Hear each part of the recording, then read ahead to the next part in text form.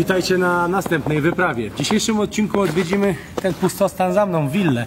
Ale nie będzie to kolejna willa, taka randomowa, ponieważ to właśnie w niej przed laty dokonano morderstwa na 16-letnim chłopaku.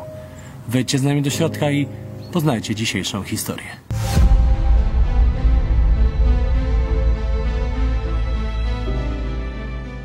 Zanim wejdziemy do środka, chcemy wspomnieć o jednej rzeczy, która jest mocno związana z tym morderstwem, o którym wspominał Kuba, a mianowicie widać, że to miejsce jest uczyszczone przez młodzież, jest dużo graffiti, dużo sprayów, ale przekonajmy się, jak w środku wygląda ten de facto opuszczony hotel.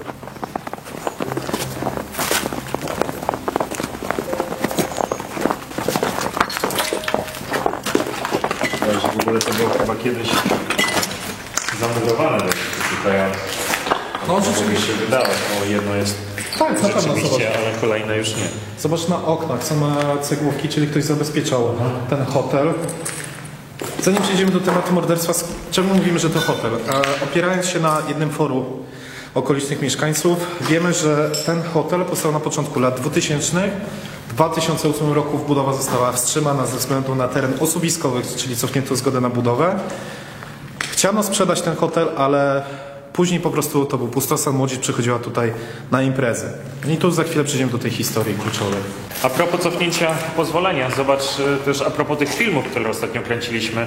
Jeden z ostatnich z opuszczonego osiedla, gdzie ludzie wpłacali pieniądze, a potem deweloper bankrutował i przez co też ludzie bankrutowali. W tym przypadku trochę jest inaczej, ponieważ na początku właściciel tego obiektu dostał zgodę na budowę, ale potem mu ją zabrali. I zobacz, że stał się między innymi mniej więcej taką samą ofiarą jak ci ludzie, którzy mieli wcześniej domy, mieli mieć, ich nie dostali, bo on już coś wybudował, a potem nagle zostało to i nie mógł z tym nic zrobić. Nawet sprzedać, jak widzicie. W sumie dobrze mówisz, że to jest absurdalne, że dostajesz zgodę od państwa na budowę, która później jest cofnięta, kiedy praktycznie większość budowy jest gotowa, nie? No i co teraz z tym zrobisz? Ani tego nie zburzysz, ani tego nie sprzedasz, bo żeby sprzedać działkę, to najpierw byś musiał zburzyć to, co wybudowałeś, więc to nie ma sensu. Dokładnie. Dobra, zwiedzamy górę, dół, jak robimy? A propos właśnie tego, że mówiliście, odpowiadając na swoje pytanie, że to jest budowa dalej, to zauważcie, że tutaj dalej stoi betoniarka. W środku, to taka dość duża. Tak się zaoferowało. A silnik ma?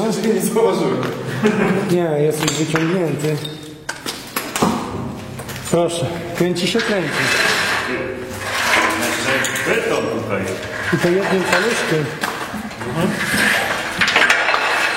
Ty, ona się rozpędziła.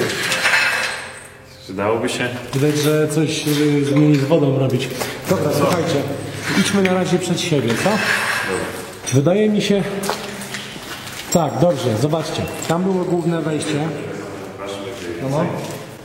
Tam było główne wejście, czyli my weszliśmy tak naprawdę od jakby frontu przez recepcję, bo tu... Tu miał być basen. Tyle, Kaplica? no właśnie ty lepiej na tych... Nie, no to chyba był jakiś... Zobacz, tutaj jest zejście w dół. Kaplica? Nie, basen. Nie no, basen to musiał być jakiś Wygląda basen. jak tak, basen, na to nie? zasadzie. Tak jak mówił Łukasz, jeśli to miało być właśnie jakiś... Może hotel, pensjonat czy bardziej, nie dziecko hotel. Pensjonat, no to rzeczywiście tutaj mógł być taki, można powiedzieć, osobny, duży pomieszczenie, uważam na siebie z basenem, z jakimś mniejszymi... I w sumie zobacz, Łaźniami. teoretycznie tutaj schodami mogłeś wchodzić do pokoi, tu był osobny basen Tam na początku i zejście na recepcja. basen jest osobnymi schodami, nie? Możemy wyjść na górę. No pewnie tak jak i tutaj. Na 100% miał być to basen, wiecie?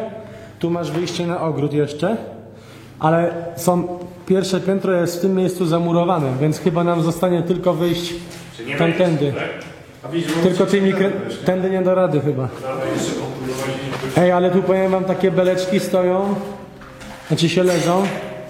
Brałbyś? Przytuliłbym takie beleczki. No to na spodziankę. 300 kilometrów. Wziąć je, oheblować tylko. Przy dzisiejszych cenach materiałów budowlanych. Tu był Można to nazwać tajnym pomieszczeniem w budynku. sekretne drewno. Sekretne pomieszczenie. Chodźcie to tak nazwiemy. O. Pustostan po prostu, to jest pustostan. A właściwie to jest niedokończona budowa. Dobra, to tamtędy nie przejdziemy, tam już był Kuba. No to chodźmy z drugą stronę.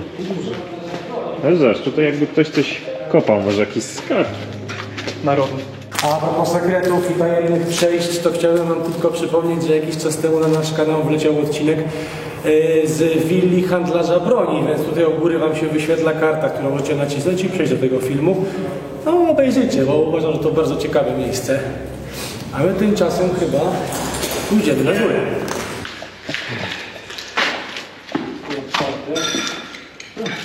Aha, widzisz. Ej, tu jest huśtawka w ogóle. Zrobiona jest huśtawka z opony. Jest? Huśtawka z opony zrobiona. I w ogóle jest też druga huśtawka, obczajcie. Widzisz? Aha. Tu jest taka druga zrobiona. Uważaj na tym, jak się huśtasz. Aha, właśnie pewnie na głowę sypie. A propos prześladowania młodzieży, możemy opowiedzieć historię, która właśnie wiązała się z tym miejscem. Aby przybliżyć wam historię morderstwa, musimy się cofnąć do roku 2017, kiedy to właśnie w pustostanie na tej ulicy, na której jesteśmy teraz, a nie znaleźliśmy tutaj innego pustostanu, dochodzi do imprezy. Po prostu okoliczna młodzież, gdzie to są porozbijane butelki, robi sobie tutaj posiadówkę. Na tej posiadówce jest Jacek. Za jakiś czas przyjdzie Dominik. Jaki ma to związek z morderstwem, zapytacie? Już wam tłumaczę. Według publicznie dostępnych relacji Jacek był nieszczęśliwie zakochany w dziewczynie Dominika, tylko okazywał to w dosyć nietypowy, żeby nie powiedzieć, w zły sposób. Wielokrotnie obrażał ten związek, wielokrotnie obrażał Dominika samego w sobie. Przez wiele miesięcy Dominik puszczał to mimo uszu, aż do tej momentu imprezy, o której wspominał wcześniej Kuba. Kiedy Dominik dowiedział się, że Jacek razem ze znajomymi jest na pustostanie, przeprowadza imprezę, otrzymał kolejny telefon, po którym usłyszał groźby i obrazy tego związku, więc postanowił rozprawić to i, mówiąc kolokwialnie, wyjaśnić ten temat. Niestety nie załatwił tego w sposób dyplomatyczny, tylko wziął ze sobą długi, kuchenny nóż i przyszedł na ten pustostan. A na domiar złego Jacek i jego znajomi o tym wiedzieli i byli gotowi na jego przyjście. Dominik, wchodząc przez takie przejście, pierwsze co dostał butelką cios w głowę.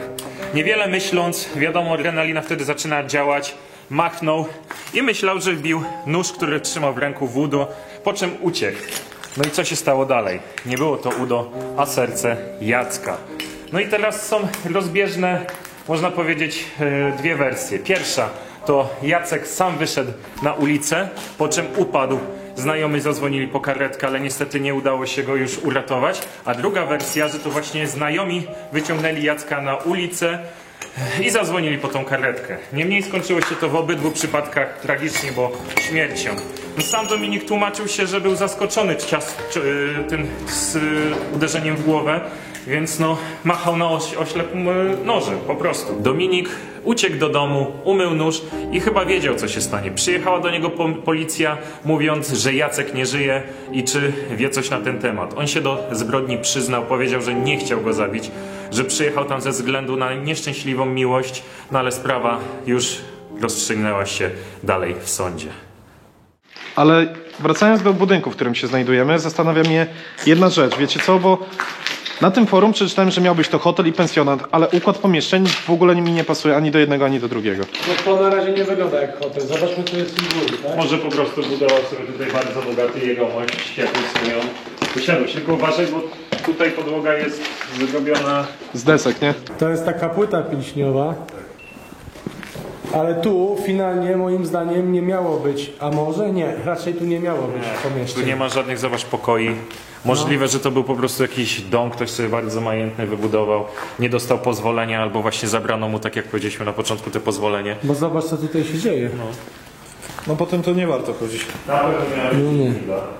Winda? Tak mi się wydaje, że tam mógł być szyb windy. A, rzeczywiście, ta nawet jest winda wsadzona. Tak? Tak, nie dawaj kroku do tyłu. Widzę, że... Jak się przypatrzycie, to tam jest rzeczywiście szyb windy. Ale słuchajcie, tam jeszcze były jakieś pustostany, niżej. Bo tego było, Musimy jeszcze tego stąd było wyjść, kilka. bo jest jeszcze wejście jakby w podziemia. Piętro niżej, no. się oplułem. To ciśniemy, co? A. Tu nawet jest winda. To jest jej chyba podstawa, wiesz? Tak. No w sumie nie wiem, czy boki zostały wycięte, czy ona po prostu tak tymczasowo była na etap budowy. Dobra, szukamy tej piwnicy. Możemy zeskoczyć tutaj. Ale rzeczywiście bardziej mi to pasuje do willi kogoś bardzo bogatego. A mi to pasuje właśnie na jakiś taki pensjonat, tylko nie wiem, gdzie ci ludzie mieli mieszkać. Właśnie tutaj nie ma żadnych pokoi ani miejsca, gdzie ktoś by mógł mieszkać. Chyba, że to miało być dobudowane dopiero tymi pustakami, co tutaj wszędzie leżą. Albo oplewanie. Albo klebanie. Ty, a to są normalne, tak jak mieszkanie to wygląda. Nie, to mieszkanie takie.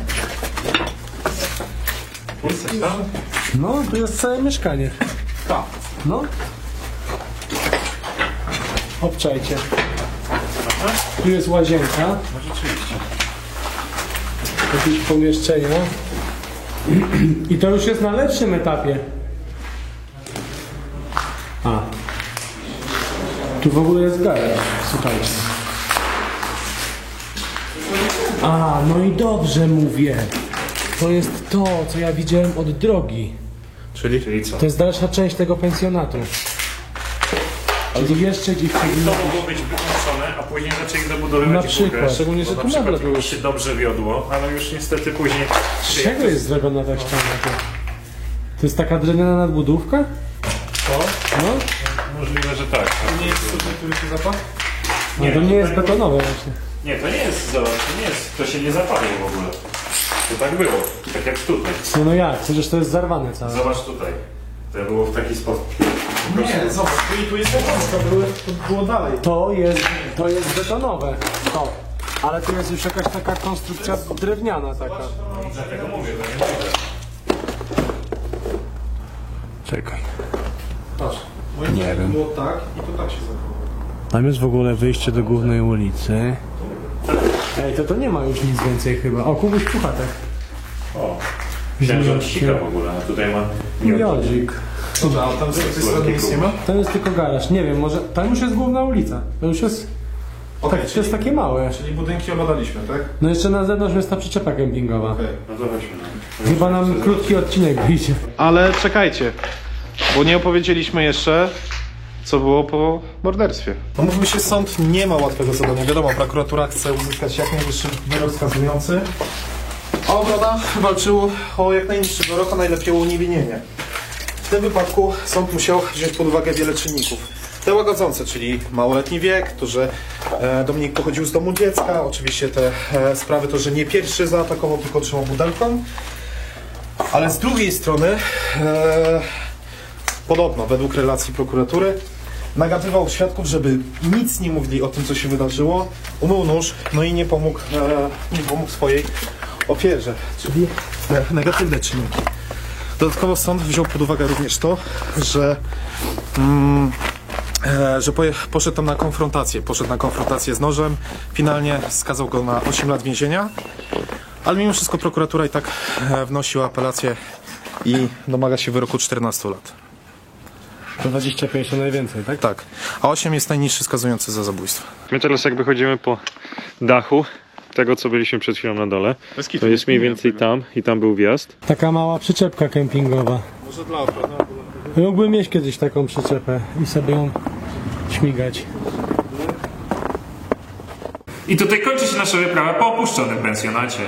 Miejsce ze smutną historią, ale warto opowiedzenia. Bardzo wam za dzisiejszy odcinek dziękujemy, mimo to, że krótki, no ale z ciekawego miejsca. No i co? Do zobaczenia na następnej wyprawie. Cześć. Szczęśliwego Nowego Roku.